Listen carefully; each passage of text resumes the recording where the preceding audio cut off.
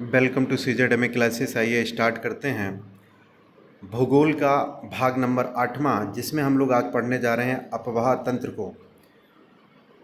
इसमें हम लोग बहुत इम्पोर्टेंट फैक्ट्स को देख लेते हैं पहले नंबर पर और फिर चलते हैं सीधे सीधे क्वेश्चनों पर। सबसे पहली बात यह है, अपवाह का अभिप्राय क्या है, अपवाह हम किसको कहते हैं, तो उसी से संबंधित कुछ बातें हैं, देखते हैं। तो पहला पॉइंट है, अपवाह तंत्र का अभिप्राय किसी निश्चित क्षेत्र में जल के प्रवाह के लिए नदियों के तंत्र से है। इसके अंतर्गत एक मुख्य नदी और उनकी सहायक नदियों द्वारा जल को एक दिशा प्रदान की जाती है। निश्चित वाहिकाओं के माध्यम से हो रहे जल प्रवाह को अपवाह कहा जाता है। इन वाहिकाओं के जाल को अपवाह तंत्र कहा जाता है। आगे है, बड़ी नदियों के जल ग्रहण क्षेत्र को क्या कहते हैं, तो नदी द्रोणी के नाम से उनको जाना जाता है। छोटी नदियां और नालों द्वारा अपवाहित क्षेत्र को क्या कहा जाता है, तो जल संभर क्षेत्र कहा जाता है। अगला पॉइंट है, अपवाह तंत्र के निर्धारक तत्व कौन कौन से हैं। स्थलाकृति, ढाल प्रवणता, जल की मात्रा, बहाव की अवधि, चट्टानों की प्रकृति एवं संरचना। अपवाह प्रतिरूप किस प्रकार के होते हैं, तो पहला है वृक्षाकार अपवाह प्रतिरूप की नदियाँ। वृक्षाकार अपवाह की कौन कौन है, तो गंगा, यमुना, गोदावरी, कृष्णा, कावेरी। याद रखेंगे, गंगा, यमुना, गोदावरी, कृष्णा, कावेरी वृक्षाकार अपवाह की नदियाँ हैं। अगला है अरी अपवाह प्रतिरूप की नदियाँ कौन है। अमरकंटक पहाड़ी से निकलने वाली नदियाँ। अरी अपवाह प्रतिरूप की हमने लोगों ने पढ़ ली हैं, तो नर्मदा और सोन। अगला पॉइंट है, नीलगिरी एवं पिथौरागढ़ की पहाड़ियों से निकलने वाली नदियाँ कौन सा अपवाह प्रतिरूप बनाती हैं। वलयाकार अपवाह प्रतिरूप बनाती हैं। अगला पॉइंट है, पश्चिमी घाट से निकलकर अरब सागर में गिरने वाली नदियाँ कौन सा अपवाह प्रतिरूप बनाती हैं। समानांतर अपवाह प्रतिरूप बनाती हैं। नेक्स्ट पॉइंट है, झील या गर्त में विसर्जित नदियाँ कौन सा अपवाह प्रतिरूप बनाती हैं। अभिकेंद्री अपवाह प्रतिरूप। झील या गर्त में विसर्जित यानी कि जो उसी में विसर्जन हो जाती हैं, समा जाती हैं, तो वो अभिकेंद्री अपवाह प्रतिरूप का उदाहरण है। अगला पॉइंट है, बिंद की पहाड़ियाँ एवं पलामू क्षेत्र की नदियाँ किस प्रकार का अपवाह प्रतिरूप बनाती हैं, तो आयताकार अपवाह प्रतिरूप। बिंद की पहाड़ियाँ एवं पलामू क्षेत्र की जो नदियाँ हैं, आयताकार अपवाह प्रतिरूप बनाती हैं। अगला पॉइंट है, जब मुख्य नदियाँ एक दूसरे के समानांतर बहती हों और सहायक नदियाँ उनसे समकोण पर मिलती हों, तो ऐसे प्रतिरूप को क्या कहा जाता है। जाली नुमा अपवाह प्रतिरूप। किसको कहा जाएगा, एक दूसरे के समानांतर नदियाँ बह रही हों और सहायक नदियाँ उनसे समकोण पर मिल रही हों, तो ऐसी संरचना जाली नुमा अपवाह प्रतिरूप कहलाती है। अगला पॉइंट है, उत्पत्ति और भौगोलिक आधार पर भारतीय नदियों को कितने अपवाह तंत्रों में बांटा गया, तो पहला है हिमालयी नदियों का अपवाह तंत्र, दूसरा है प्रायद्वीपीय नदियों का अपवाह तंत्र। अब नेक्स्ट पॉइंट की तरफ चलते हैं, तो वे नदियां जो सामान्य ढाल का अनुसरण करती हैं अनुवर्ती नदियां कहलाती हैं। आगे चलते हैं, मुख्य अनुवर्ती नदी से समकोण पर मिलने वाली नदियां कहलाती हैं परवर्ती नदियां। देहांग, दिबांग तथा लोहित नदियां किस प्रकार के अपवाह प्रतिरूप का निर्माण करती हैं। क्रमहीन अपवाह प्रतिरूप का। नेक्स्ट पॉइंट है, सिंधु, ब्रह्मपुत्र, सतलज किस प्रकार की नदी के उदाहरण है, तो पूर्ववर्ती नदी के उदाहरण है सिंधु, ब्रह्मपुत्र, सतलज। वे नदियां जो स्थल खंड के ढाल का अनुसरण नहीं करती हैं क्या कहलाती हैं, पूर्वारोपित नदियां कहलाती हैं। षड्रेखा, सोन, चंबल, बनास किस प्रकार की नदी के उदाहरण हैं, पूर्वारोपित नदियां। कौन कौन है, षड्रेखा, सोन, चंबल और बनास। छोटी और तीव्र नदियां जो पश्चिमी घाट से निकलकर अरब सागर में जाकर मिलती हैं, उदाहरण है समानांतर अपवाह प्रतिरूप का। अब पहला हम लोग तंत्र पढ़ने जा रहे हैं, हिमालय की नदियों का अपवाह तंत्र। हिमालयी नदियां 12 मासी क्यों कहा जाती हैं, क्योंकि इन्हें जल की प्राप्ति वर्षा और हिम के पिघलने दोनों से ही होती है।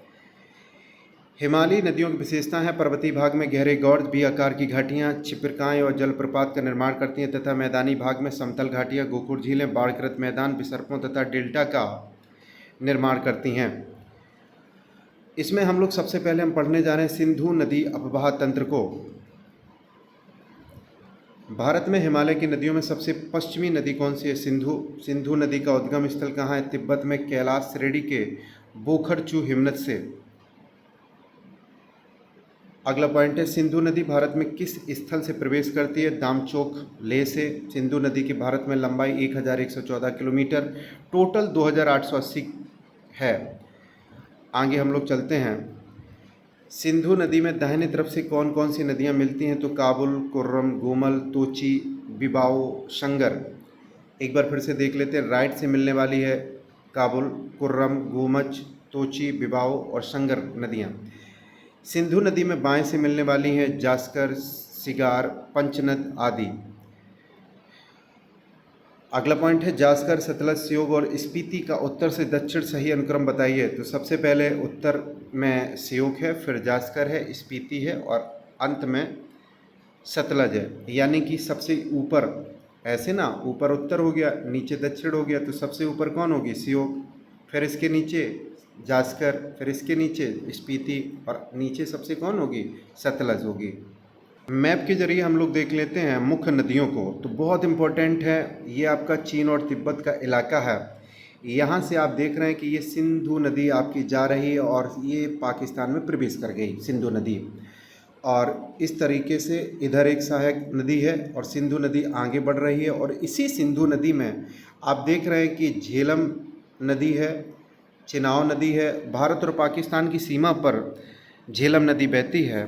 तो सिंधु नदी सबसे बड़ी नदी हो गई। इसमें देखो मिलने वाली नदियों में एक सिंधु है, एक चिनाव है, इसके बाद में रावी नदी है जो चिनाव में जाकर मिलती है।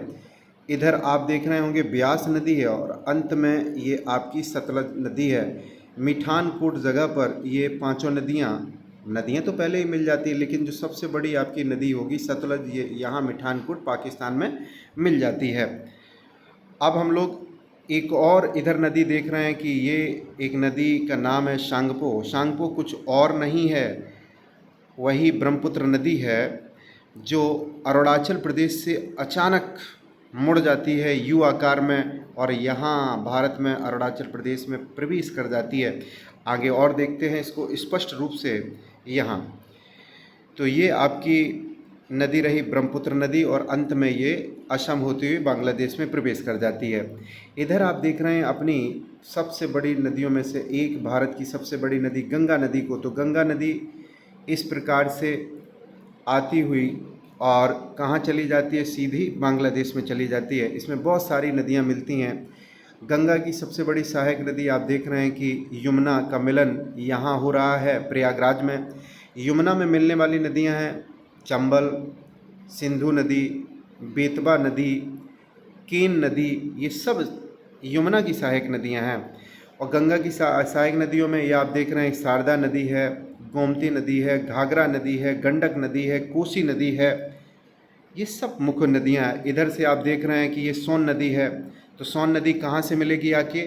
तो दाएं तट से और बाएं तट से कौन कौन मिल रहा है? तो ऊपर से देखिए गंगा की सहायक नदियों में एक आपकी शारदा, फिर गोमती, फिर घाघरा और इधर गंडक और कोसी, ये सब बाएं तट से मिलने वाली नदियां हैं। दाहिने तट से आप देख रहे हैं कि यमुना भी मिलती है, दाहिने तट से सोन नदी भी मिलती है, पटना के करीब करीब ही मिलती है जाके। और राजस्थान की तरफ चलेंगे तो ये लूनी नदी है जो विलुप्त हो जाती है रेगिस्तान में। और इधर आप देख रहे हैं कि साबरमती नदी भी है। बेतवा नदी की हम लोग बात कर चुके हैं। इधर नीचे की तरफ आएंगे तो ये आपकी नर्मदा नदी है और माही नदी है। आगे हम लोग बढ़ते हैं, यहाँ आ जाइए नीचे की तरफ। पेनगंगा किसकी सहायक नदी है? तो आप सभी जान रहे हैं कि गोदावरी की सहायक नदियों में से एक है पेनगंगा।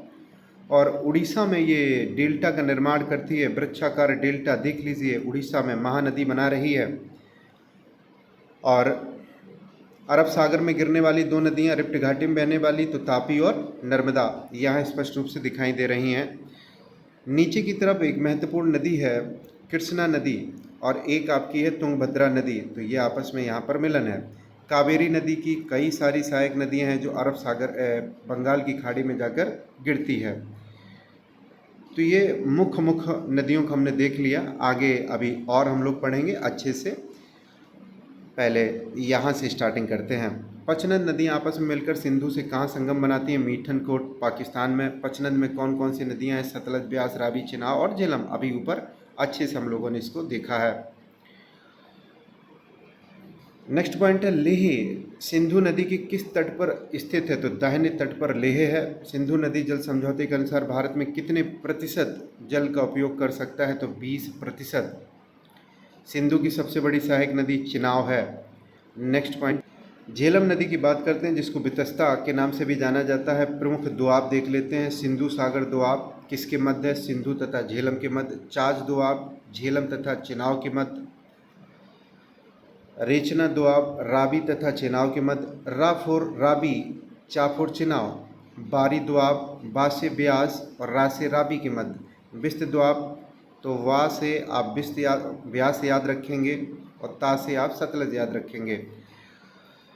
अगला पॉइंट है, झेलम नदी का उद्गम कहाँ से? वेरीनाग के निकट शेषनाग झील से। बुलट झील से होकर कौन सी नदी बहती है? तो झेलम। श्रीनगर किस नदी के किनारे बसा है? तो झेलम। मंगला डैम का निर्माण किस नदी पर हुआ? तो झेलम। तुलबुल और उरी परियोजनाएं झेलम पर। मुजफ्फराबाद से मीरपुर तक भारत पाक सीमा का निर्माण झेलम नदी।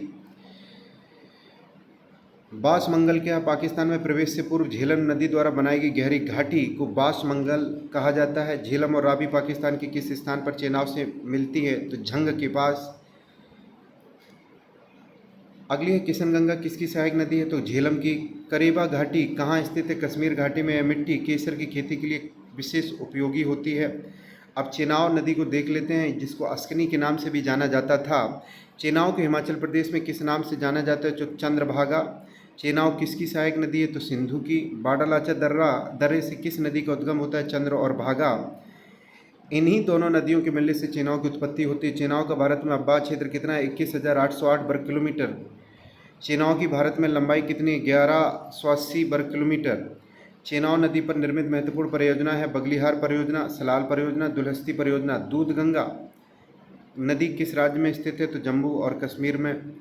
भारत की किस नदी पर विश्व का सबसे ऊंचा पुल बनाया जा रहा है? तो चेनाब नदी पर बनके तैयार हो गया, उद्घाटन भी हो गया है। अगली नदी है रावी नदी जिसको परसड़ी के नाम से जाना जाता है। रावी नदी का उद्गम कहाँ है? रोहतांग दर्रे के पास, कांगड़ा जिला में। रावी नदी पर निर्मित 4 प्रमुख परियोजनाएं कौन कौन सी हैं? तो पहली है चमेरा, दूसरी है थीन जो रणजीत सागर में है। शाहपुर कंडी बांध परियोजना प्रस्तावित है। अगला पॉइंट है, रावी और चेनाब का संगम कहाँ है? तो सराय सिंधु पाकिस्तान में।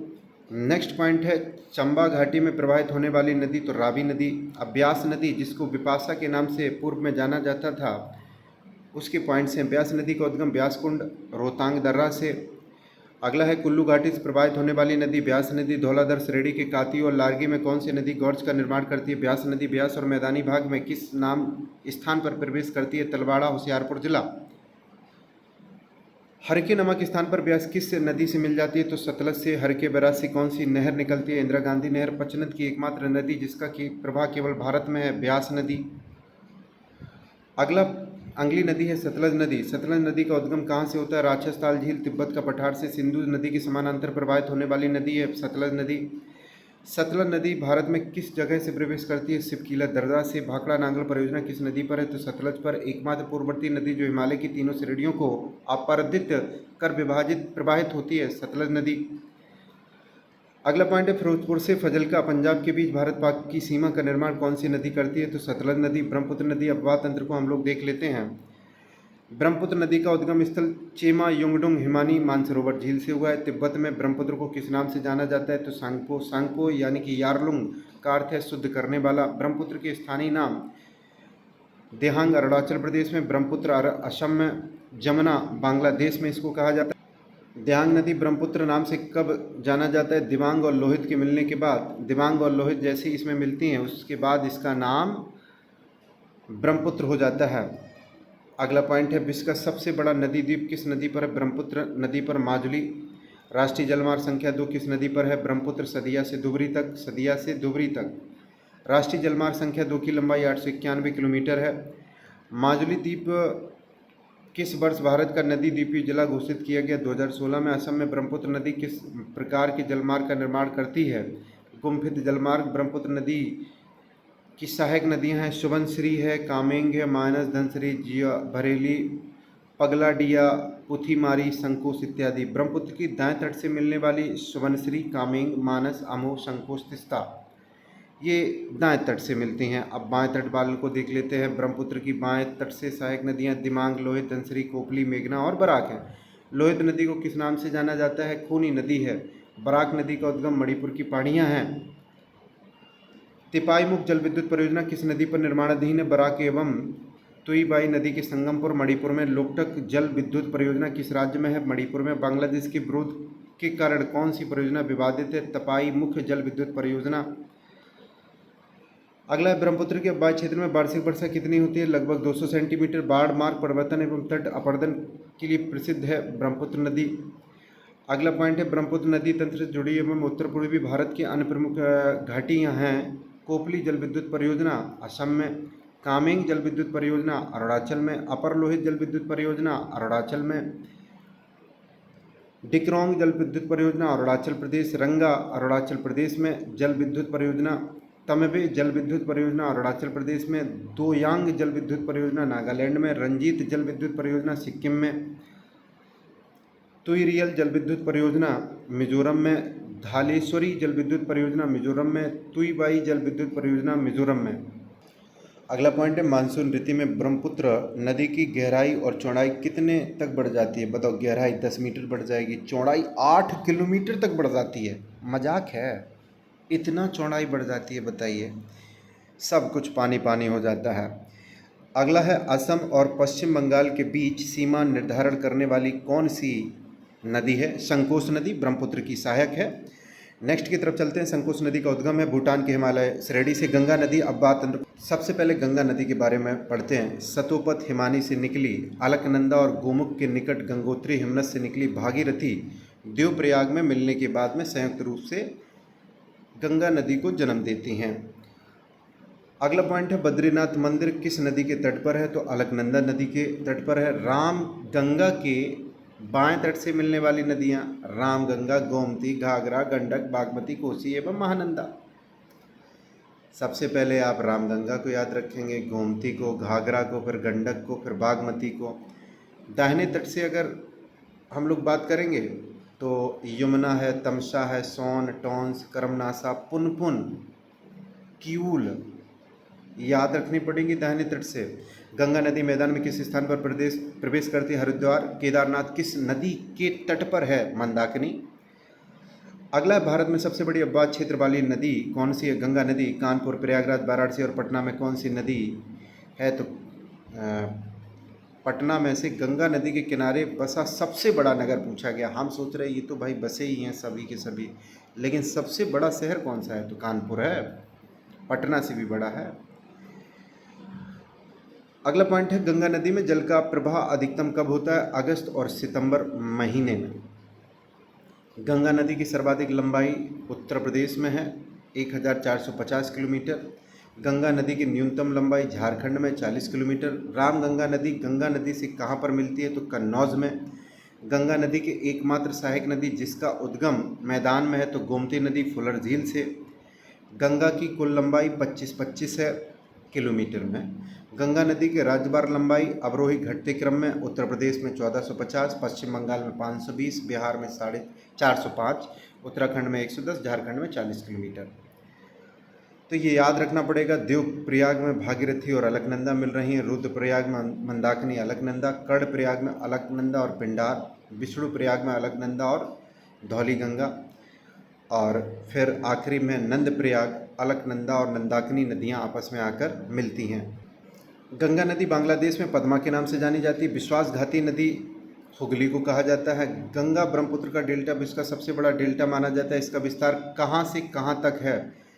हुगली और मेघना नदियों के बीच तक है। समझ लीजिए कितना बड़ा एरिया है।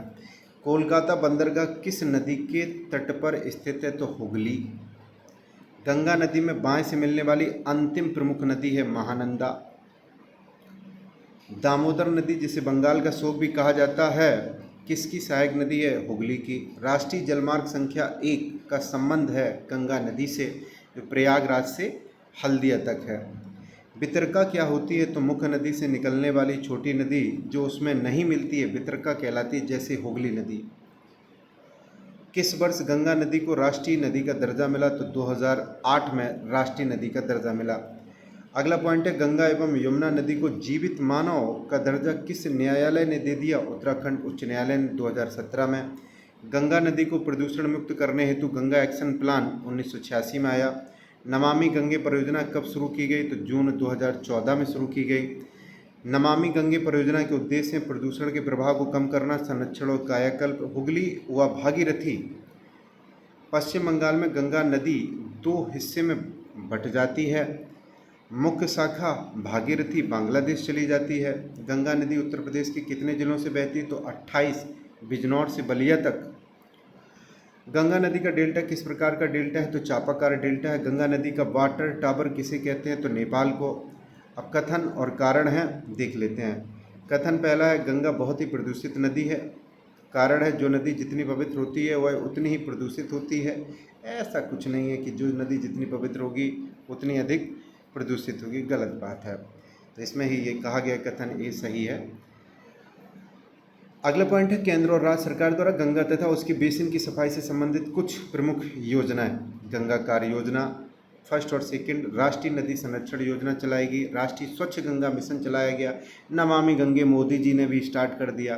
राष्ट्रीय गंगा नदी बेसिन प्राधिकरण भी इसके लिए साफ सफाई के लिए कार्य कर रहा है। अगला पॉइंट है, सिंध एवं गंगा अववाह तंत्रों के मध्य मुख्य जल विभाजक का कार्य करता है पोटबार का पठार।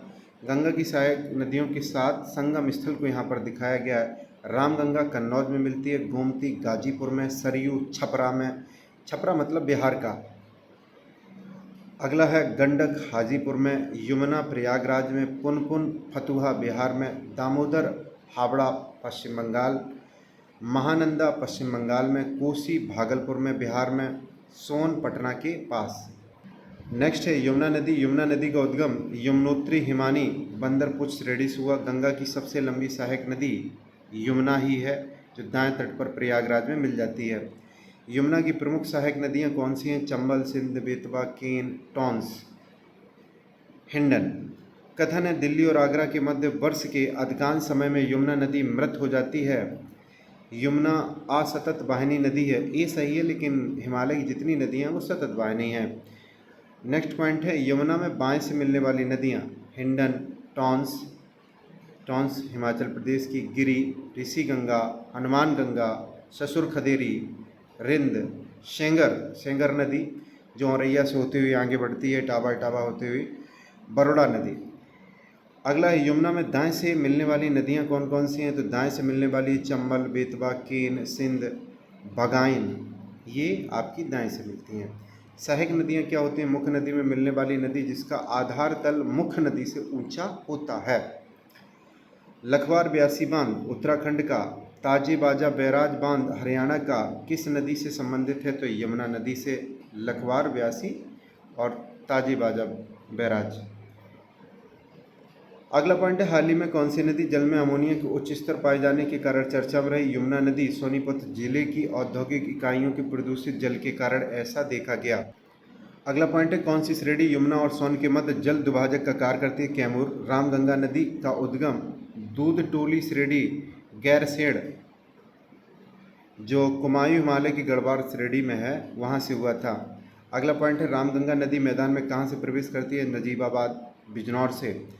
नेक्स्ट है, रामगंगा नदी किसकी सहायक है? गंगा नदी की। कन्नौज के निकट। रामगंगा नदी की लंबाई और अपवाह क्षेत्र लगभग 559 किलोमीटर, लगभग 559 किलोमीटर लंबी है और 32,493 वर्ग किलोमीटर इसका अपवाह क्षेत्र है। कालागढ़ सिंचाई एवं जल विद्युत परियोजना किस नदी पर है? तो रामगंगा पर है। कालागढ़ सिंचाई एवं जल विद्युत परियोजना रामगंगा नदी पर है। किस नदी के मार्ग परिवर्तनशील होने के कारण उसके जल का उपयोग सिंचाई कार्यों में अधिक नहीं हो पाता? तो रामगंगा नदी का।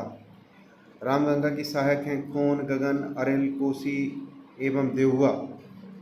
कौन कौन है? खोन है, गगन है, अरिल, कोसी एवं देहुआ। अगला पॉइंट है, घाघरा नदी से संबंधित है। कौन सी नदी अवध मैदान की प्रमुख है? तो घाघरा। करडाली नाम से कौन सी नदी नेपाल में जाती है? घाघरा। घाघरा नदी को पौराणिक ग्रंथों में किस नाम से जाना जाता है? तो सरयू। उत्तर प्रदेश सरकार द्वारा घाघरा नदी का नाम बदलकर क्या रखा गया है? सरयू। राप्ती और घाघरा का संगम उत्तर प्रदेश के किस शहर में है? बरहज, देवरिया में। गोरखपुर का शोक राप्ती नदी। इरावती नाम से कौन सी नदी जानी जाती है? राप्ती नदी। घाघरा की सहायक हैं सरयू, शारदा, राप्ती, छोटी गंडक। शारदा नदी भारत और नेपाल के बीच सीमा का निर्धारण करती है। काली, काली नदी को ही शारदा के नाम से जाना जाता है। पंचमेश्वर बहुआयामी आयामी परियोजना जो भारत और नेपाल की संयुक्त परियोजना है किस नदी पर है? पंचमेश्वर, काली नदी पर।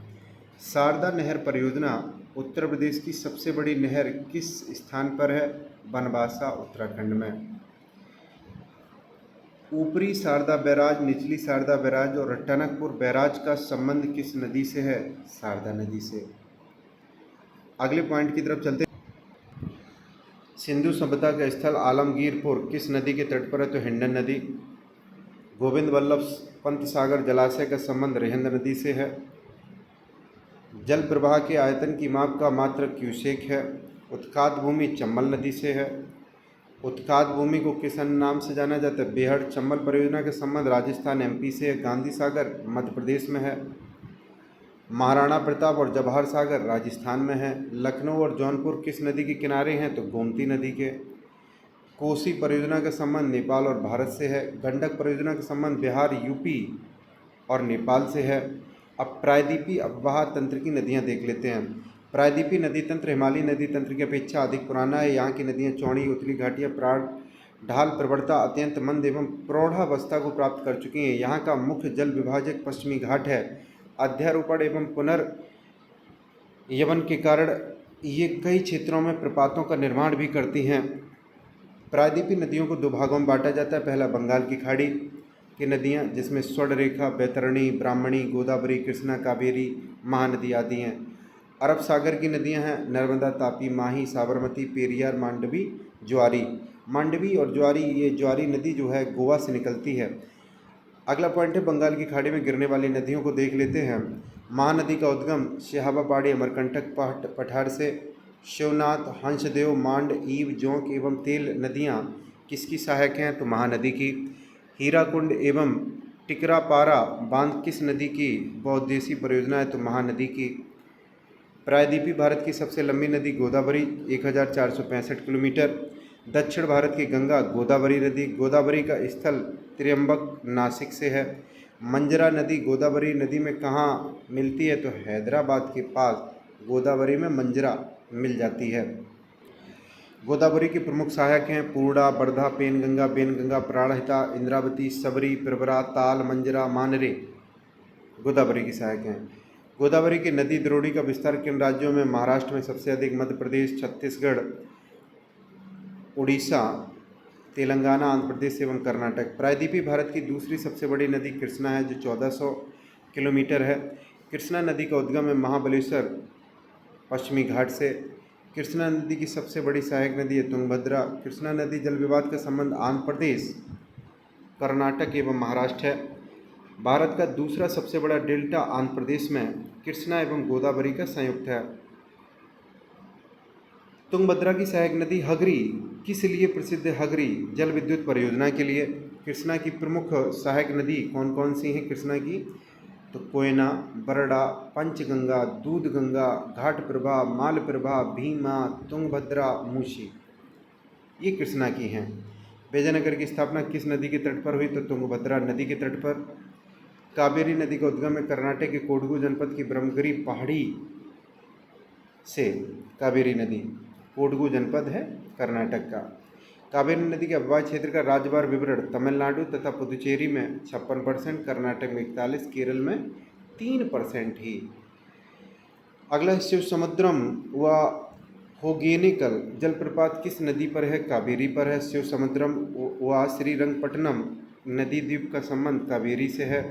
दक्षिण की गंगा के नाम से प्रसिद्ध नदी गोदावरी। यहाँ कन्फ्यूजन हो जाता होगा गोदावरी करें या कावेरी करें, हमने भी यहाँ पे कावेरी की जगह गोदावरी कहा।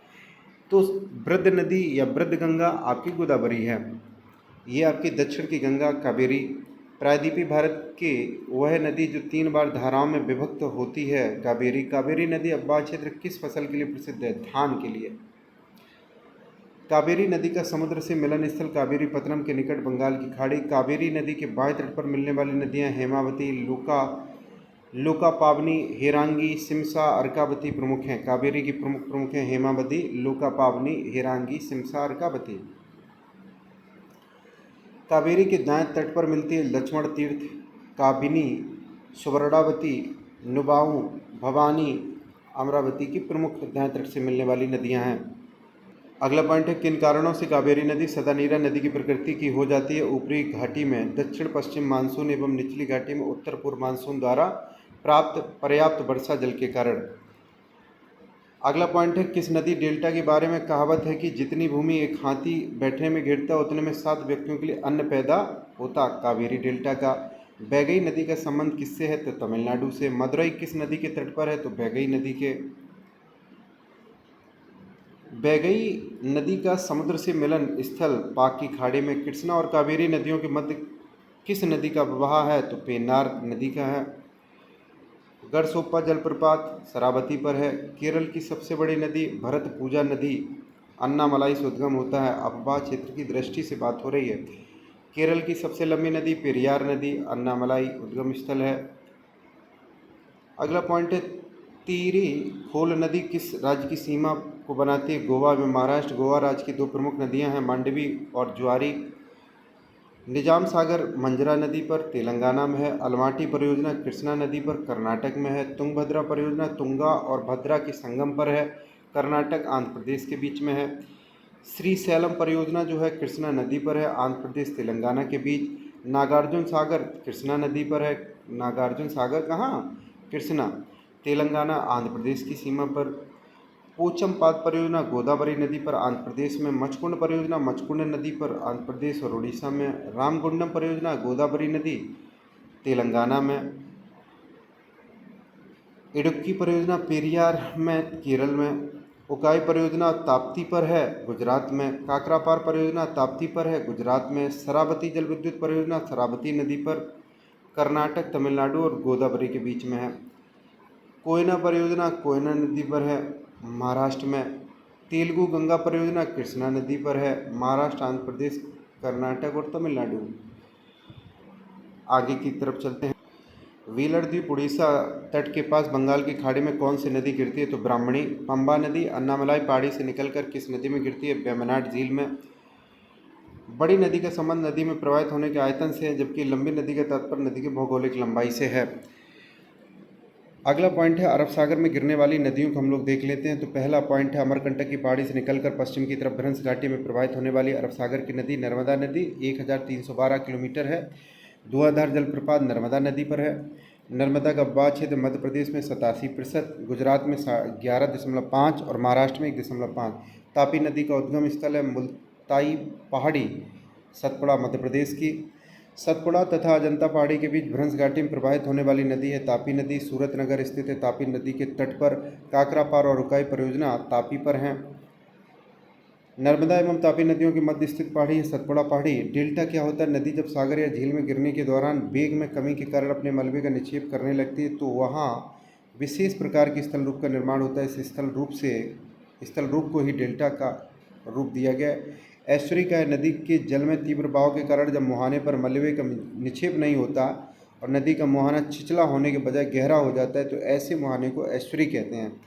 साबरमती का उद्गम है अरावली श्रेणी राजस्थान की। अहमदाबाद किस नदी के किनारे है? तो साबरमती के। अगला पॉइंट है, माही नदी का उद्गम है विंध्याचल पर्वत और धार जिला। साबरमती में भी हाल फिलहाल में खूब बाढ़ आई थी। लूनी नदी राजस्थान में अजमेर के नाग पहाड़ी से निकलकर कच्छ के रंग में विलीन हो जाती है। अगला है, घग्गर नदी शिवालिक पहाड़ियों से निकलकर अम्बाला पटियाला हिसार जिलों से बहते हुए हनुमानगढ़ के समीप भटनेर के मरुस्थल में विलीन हो जाती है। कर्क रेखा को 2 बार काटती है माही। कौन सी नदी रेगिस्तान की गंगा है? तो लूनी। किस नदी के तट पर जमशेदपुर शहर अवस्थित है? स्वर्ण रेखा।